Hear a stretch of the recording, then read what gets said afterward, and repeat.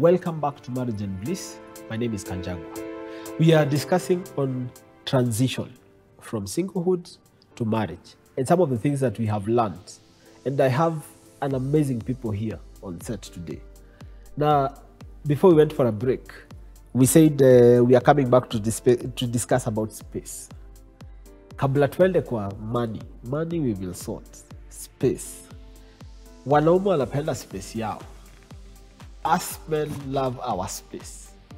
Now, when you are single, you have your space, yani ile yenye you come, tarusha socks moja pale, ingine iko hapa, mwiko iko kwa kitanda.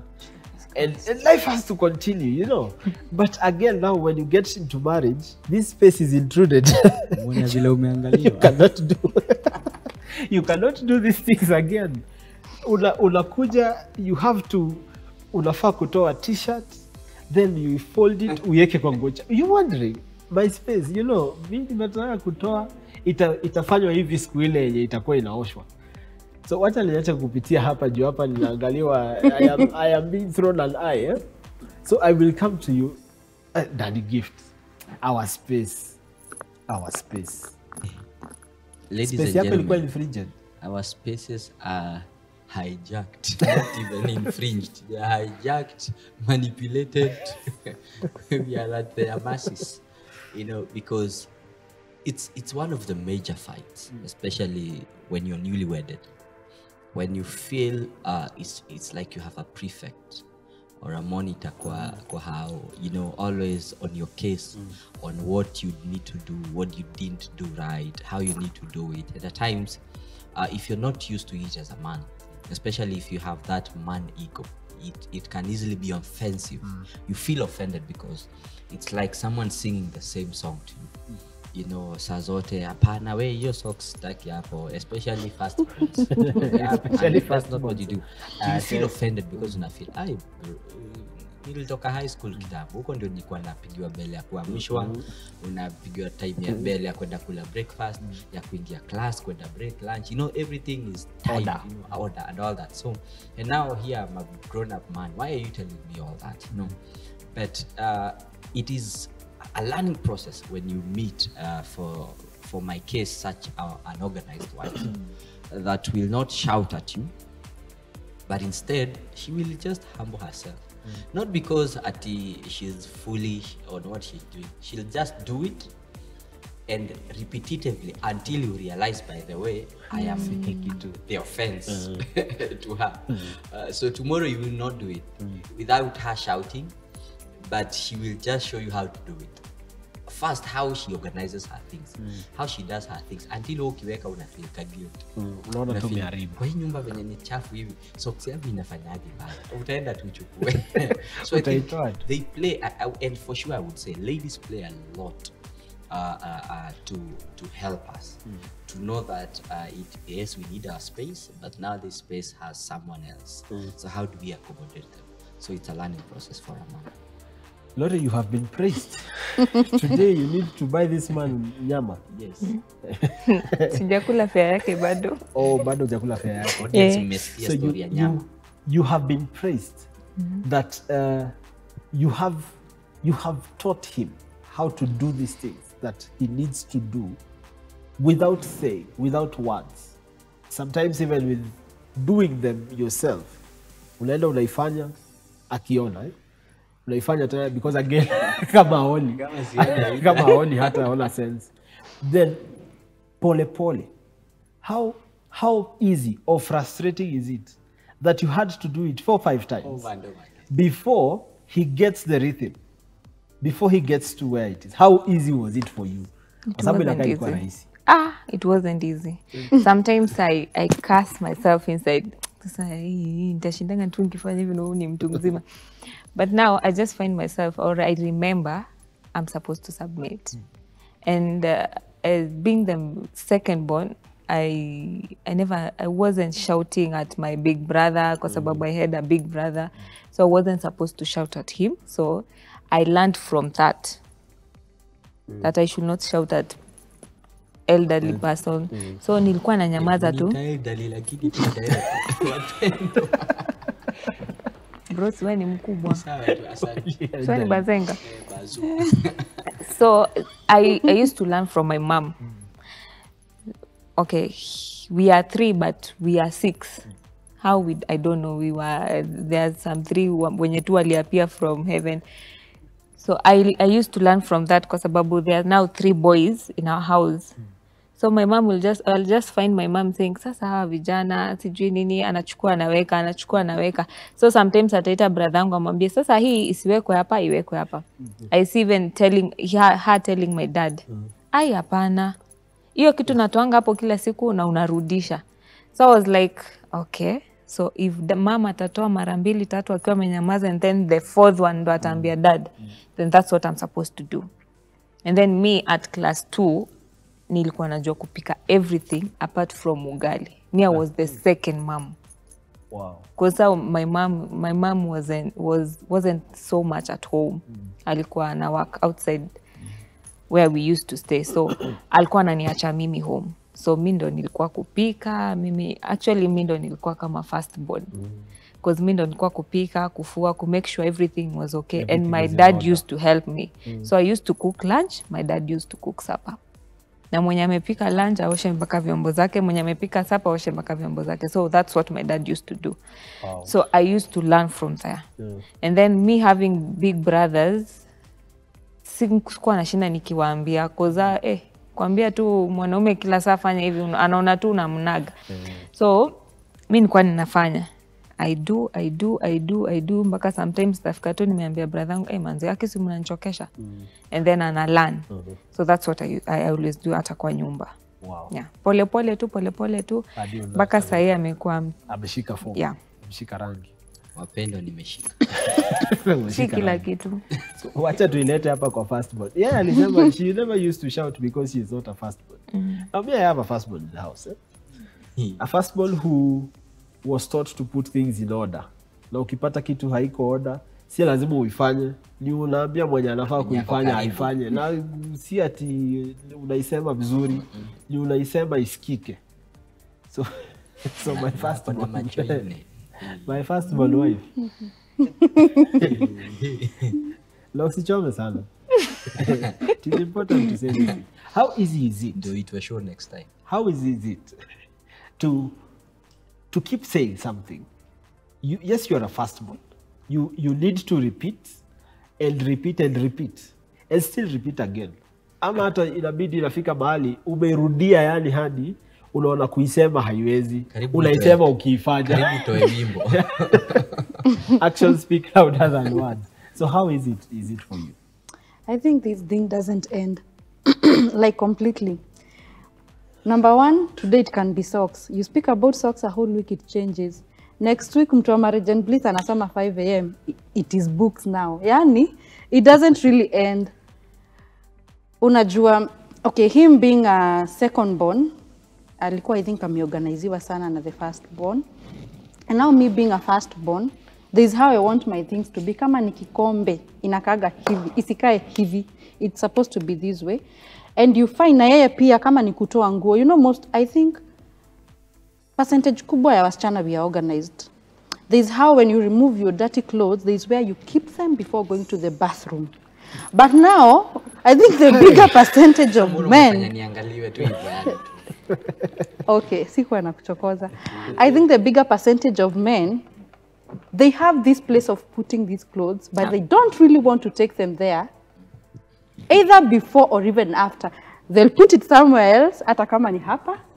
This thing is here, they'll go to the bathroom, shower, come past them, dress up, then pass them again, and walk out.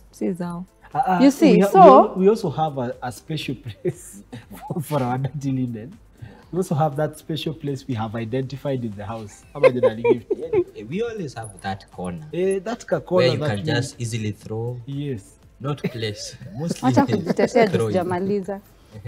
So now, you have to pick them, put them in the basket. Ukiolewa at first haikubodhi sana, especially ukiwa ile ripe honeymoon stage. It doesn't bother you so much. Utaeka, uweke. Until now, you're back to work, you're so busy in a way, this has become a burden. You've gone back to work, maybe you're spending 8 hours in employment, you have to come back home, think what this man will eat, think what he will drink, pia kulala ujua atalala aje. So you really don't have time for hii laundry imewekwa hapa na basket ndio hii. So that is where conflict inaanza. Chukua hii nguo. Unaongea 2 weeks, okay, ina change. Anachukua for 1 week. Either itajirudia ama the other week now, like for him, when he loves to study, I tell you, you will collect books like a bookshop every corner. Yani alistudy pale 5 a.m. You will pick those books. Na umezipeleka kwa ofisi yake. By the time 12 inafika, he has studied again, you will pick them. So I remember some few things my mom told me 2 days before I got married. For one, he told me, Mercy, she told me, Mercy, in the midst of conflicts, be merciful to each other. You and Peter, be very merciful to each other.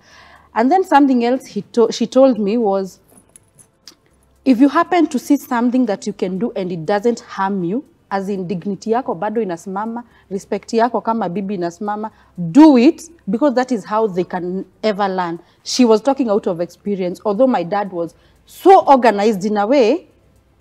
Yani kuna kitu nilijiuliza vile niliolewa, guy. Yani that question was so hard. I got married, my dad was so, there is nothing of your dad ungeona anywhere. So I got married. Huku kuna vitu, paka nilika after like a month nikajiuliza. Na kiku, nama, nevero gedagire wa kuruta, you know, it's like, it was not there any other job I could have done apart from this of collecting things, you know. So I talked, I stopped talking. Now I remembered what my mother told me. If you see these things, pick them up, they don't harm you. I tell you, I picked, I entered into rest, and eventually I'm not picking anymore. And I'm in my 4th year, hopefully. 100 years later, I will never pick. Yeah, it will not Let us keep hoping and praying, eh? Praying. Because these things happen. Yes. Kuna ile kakitu kenye kana kuambianga ndugu niwache hapa. So for us, we feel that our space is infringed to some extent. For you ladies, is there any time that you feel space yangu, that space that is yours, when I want to be quiet, I want to be silent, I don't want anyone in my space, I have this thing I want to think about, and then there's someone who is there, you know, wakati ile wanatakanga, kwani utaki tuone movie, kwani pepe utaki tutembea na wewe, kwani nimekukosea, you know, that time is when I want to think. I don't know if Dali, you have that time. Na hiyo movie ukieka na lala. Exactly. Imagine. You ulacho ukiona peke yako, even one. You know, that, for me, by the way, it has happened a lot. You know, that's the time you really need to do something, and that's the same time she's craving for your attention. Yes. Immediately you give her that attention. Ama amefanya one, two, three. You know, she's always at peace because you're there to give her the attention. You know, she feels like your curiosity yake imekuwa satisfied. So yeye ametosheka. So inabidi tu unakubali tu matokeo. Ladies, hebu tuambieni aje. There are times that you want our attention. Laki saa hiyo yenye. Saa ile tu yenye tumeketi chini. You want now to, unajua kesho uko na class, ndio umeketi chini, you want to study. And that is the time you need our attention most. Is it intentional? No. It is not intentional. It is just that craving that comes, naitaka na naitaka saa hii. Lori, it comes to that point where ni saa hii na ni saa hii. Kama si saa hii, by the way, pay attention. By the way. Saa zingine inakuanga tu ni, it is planned. Tuseme tu kweli. Saa zile uko free. Sile uko free, hawana story. Hata hataki. Lakini wacha ukue tu busy kidogo. Hey, maneno. Siku hizi hata utakangi kukaa na mimi. Sasa ndio Ise tu tunatokanga wapi? Unaulizwa hata kitu. Na hii remote, mbona napanga hivi? Sasa na hata hajai shughulika na remote, lakini as soon as you're concentrating, that's the moment now you feel. By the way, tuuliza hata mimi wacha tu niulize swali. Is it in the, na ukimnyima hiyo attention saa hizo utaambiwa 20 years down the line bado utakuwa kuongelesha usikii, uko busy, mekuita usikii, jibu. Semeni sasa ndio hii platform. No, it's not intentional. I think the way we are built, we are created as women, kazi yetu tu ni kupenda kusikia kila dakika, you know. Even mostly what drives women to get attracted to something or even you, it's by what we hear. You see, for you, you can survive with seeing without hearing. You can just survive with seeing. You're like this, you're just seeing. Because that is exactly what you saw. No. Because even Adam, when he woke up, he saw. Na sisi, I think pia it depends with, sitasema personality, because even introverts, na bado ni wanawake hawapendi kunyamaziwa hata kidogo. I don't know. But it's not intentional. Lazima, it just happens. But hatutakangi kuwa annoy. No. For one, we can never know you want your space. Because like for me, for example, I'm married to a person who keeps quiet. Yani anazimanga kama stima. Yeah, it's like that. Yani 1 minute you are talking, the next minute, you talk. He doesn't want to talk. Unaona? Just want. Yeah, so mimi personally sitajua and I need your space. Sometimes I would assume the normal silent days. The other times you need space. Until one day I asked him, is it that you men always need space? For one, I know men need a lot of peace. Because as much as I'm concerned, men need a lot of peace to think. Unajua women, we can even think. When you're talking. Tukiongea. Na hata kukiwa na kelele. For them, they need that special closet. For them, I think you can conquer with. They need that special closet for them to think, to have space, you know. But sasa nyinyi, mnazimanga tu. I don't think there's a man mwenye hazimangi, truly. Hata wenye nimekama across as friends, wanazima tu kama, nika lights kupotea, you know. Azina memo, azina anything. So for us, for him, he's silent most of the times. So for one, be sure sitajua akiwa, akitaka space. Kwa sababu, in fact, we used to fight about his silence. He's just silent. Yani anakuanga tu amenyamaza. So sometimes I go talk to him. He wants his space. So I ask him, how can I know, be putting a sign here? As in, how can I know you want that space? And yet from Monday to Sunday, most of the time, you're silent. So for me, I think you need for is communication. Communication. Because to be honest, I think most of the people. To be honest, yani DJ Hot. It's a law. So most of the ladies are crying out for this someone to talk to them, and most of the times you'll find most ladies used to talk to their dads while at home. Then you come home, and this guy, who is not very talkative, does not want to talk much. You know, as we talk in my actions, if I want to tell you I love you, I will bring you flowers. And that is my mode of communication. At times I will wake up in the morning and I will make breakfast. That is my show of love, my show of appreciation. But as she has said, I think you made a very important statement, that it is important to unaandika, unasema, silence. Thinking on board, you know. Hata ukiandika, my wife tells me. Itafulikwa tu. My wife tells me akitoka job, ananiambia mimi mchana mzima sijakuona, sijakuongelesha. So jipange. Then there's a joke she usually tells me that a lady has the amount of words. 10,000 words. Anafaa kumaliza ina siku. So unataka apeleke wapi hizo zingine? Sasa kwanza our office it becomes a problem because them they have 10,000 words. Na zile zenye amejibu ni za mdosi. Yes. No. Yes. Alafu amekuja kwa hauna mpatia silent treatment. Lazima as exhaust. Inabidi tu umekacha. At times you're not in the mood, but you have to bring it on. So now nimekutetea. At least. So now I want us to go to the next the next one. When it comes to money, pesa, it is always made as a statement, as a joke, that my money as a man is our money, then your money is your money.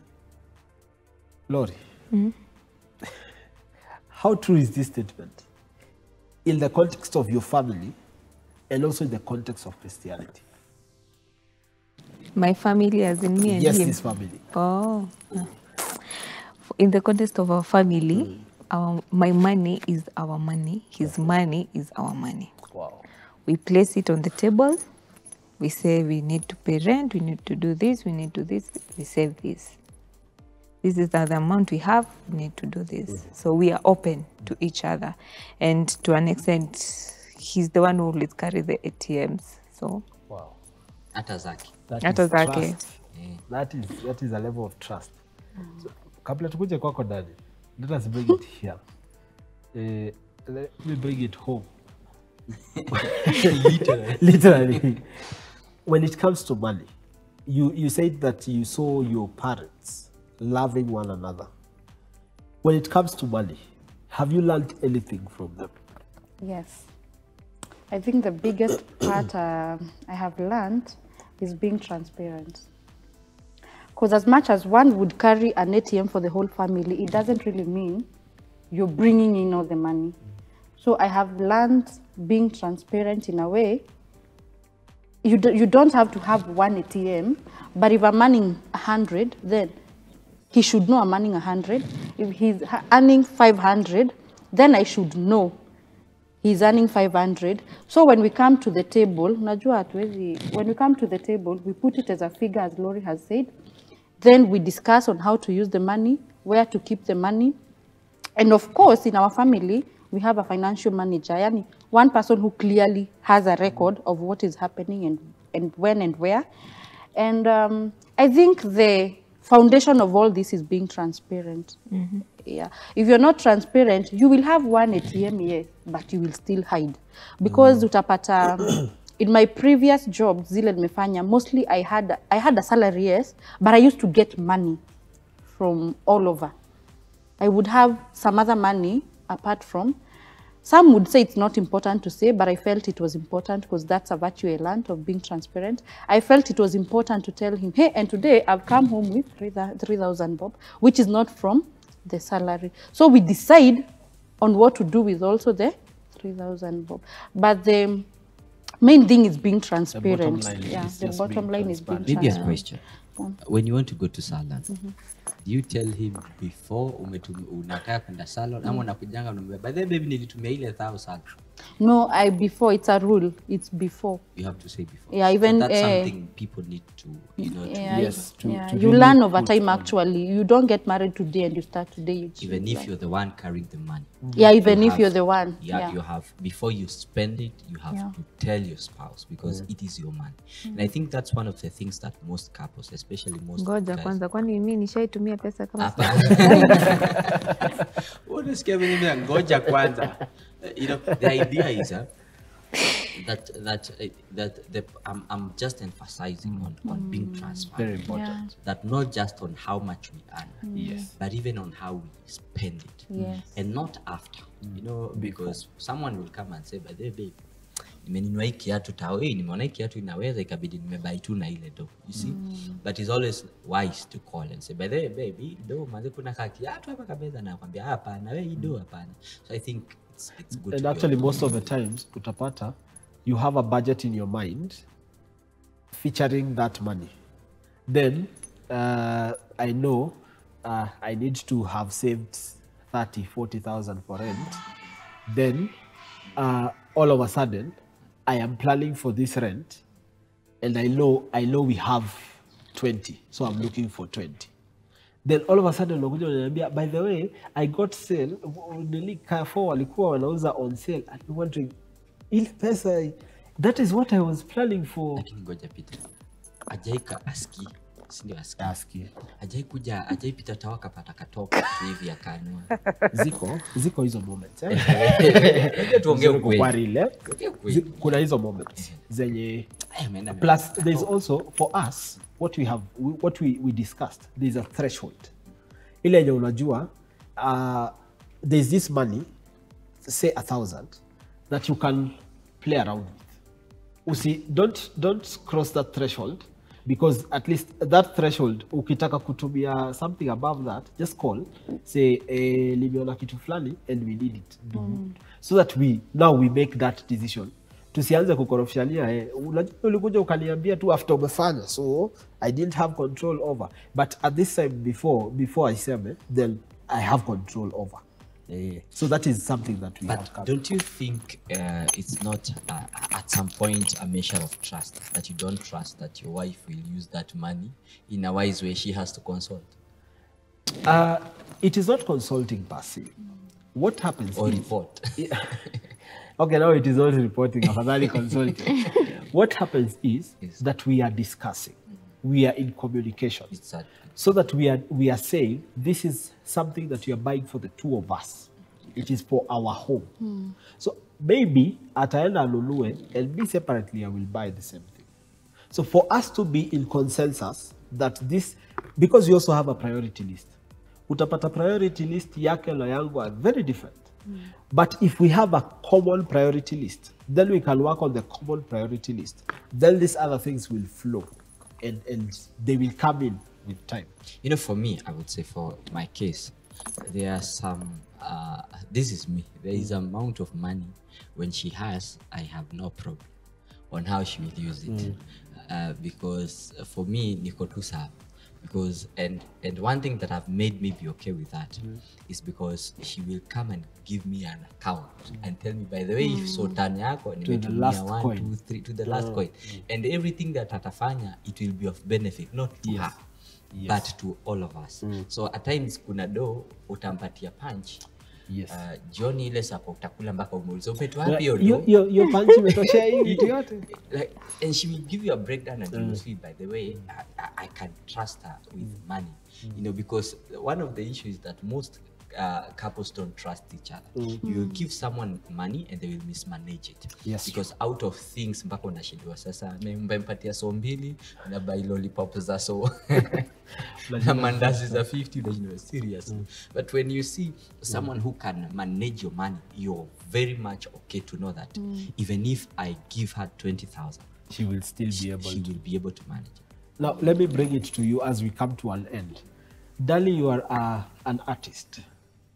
Now, artists become, there's that fluctuation that comes.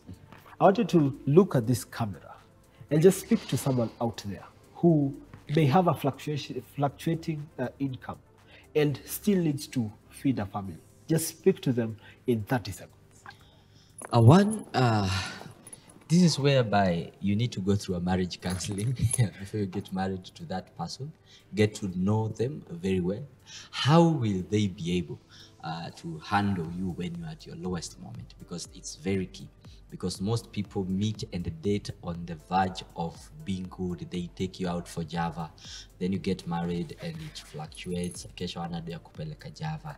How will you handle such a person? But let me speak to such a guy who probably doesn't have a constant, income that they can say 1, 2, 3. One thing, the best thing, number one, plan yourself. It's always good to have a plan, especially then have a saving plan. Because I think one of the major issues with our young men, they don't know how to manage their finances. They are expecting to earn $1 million so they can start managing themselves. They don't know how to manage the little that you have. Have a plan. Know that every money that you have, and this I learned from my father in the faith, that out of every money you receive, give 10%, that is to God, tithe. Save 20%. The other 70 plan on yourself, zenye mtalipa rent, na acha pia kako kakidogo kakujibamba. Usitumie yote alafu peleka wife out kidogo, mbaye chocolate, ice cream kidogo jibambe. The idea is manage yourself as little as you have. Then wow, you will agree with me that we have had an amazing discussion. This one has not ended. We need to continue it. You will agree with me, you need to continue this, and we will find time to continue it. So thank you very much, guys, for coming on set. Thank you very much for allowing yourselves to be here. Thank you for speaking your heart out and opening issues so that we help our viewers. So viewers, thank you very much for watching. Do not forget to engage us on all our social media platforms, Instagram, Facebook, YouTube, everywhere we are there. Find us at Elevate TV Kenya, and also at the numbers that are on your screen. Just call in, text in, tell us what you think, tell us a discussion you would want us to have, maybe a couple that you would want us to also host. We will really appreciate. Till next time, keep it Elevate TV, advancing Kingdom lifestyles. Baraka.